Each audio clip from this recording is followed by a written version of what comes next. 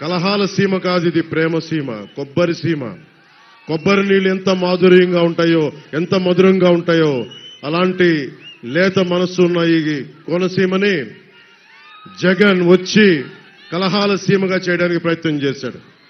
మీ అందరి సహకారంతో ఆ రోజున మేమందరం ఉండి ఈ కలహాల సీమ కాకుండా, కొట్లాట సీమ కాకుండా 2.5 లక్షల హెక్టార్లలో కొబ్బరి తోటలతో నిండిపోయిన ఈ అందాల సీమని తిరిగి ఆ ప్రేమ సీమగా మార్చుకోవడానికి మేమందరం సాయశక్తిలా కృషి చేశాం.